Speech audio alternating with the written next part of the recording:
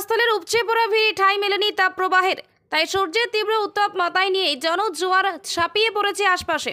মালদাহ উত্তর লোকসভা কেন্দ্রের তৃণমূল কংগ্রেস প্রার্থী শ্রী প্রসূন বন্দ্যোপাধ্যায়ের সমর্থনে আজকে মালতীপুরের শামসি কলেজ মাঠ জনসভা করেন শ্রী অভিষেক বন্দ্যোপাধ্যায়। সেই সভা ঘিরে মানুষের মধ্যে এমন আবেগ, উৎসাহ আর উচ্ছ্বাস দেখা গেল চোখে পড়ার মতো।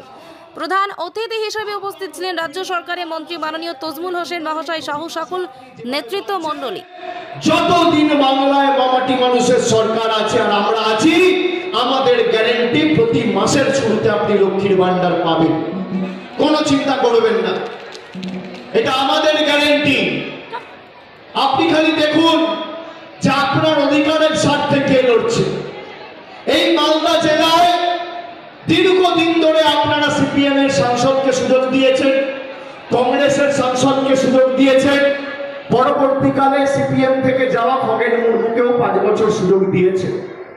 আপনি আমাকে যদি দেখান যে 5 বছরে খগেন মুর্মু একটা বুথে কেন্দ্র থেকে কোনো একজন কেন্দ্রীয় মন্ত্রীকে নিয়ে এসে সাধারণ মানুষের উন্নয়নের স্বার্থে একটা পর্যালোচনা বৈঠক করেছে, আমি রাজনীতি ছেড়ে দেব, আপনি দেখাতে পারবেন না। আমরা দুয়ারে সরকার করেছি, প্রতি 2 মাস অন্তর অন্তর যদি খগেন মুর্মু প্রমাণ করতে পারে যে 5 পয়সার কোনো উন্নয়ন আমি 5 বছর সাংসদ থাকাকালীন দিল্লির বুক থেকে মালদার কোনো বুথে, বাবু পুলিশে ছিলেন, তিনি ডিআইজিও ছিলেন, মালদার এসপিও ছিলেন, সব সময় মালদার মানুষের স্বার্থে তার জীবনের একটা বৃহত্তর সময় তিনি কাজ করেছেন।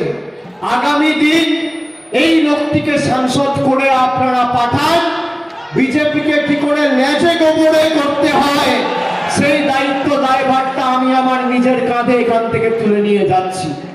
সকলকে আরেকবার ধন্যবাদ, কৃতজ্ঞতা, প্রণাম, সালাম, অভিনন্দন জানিয়ে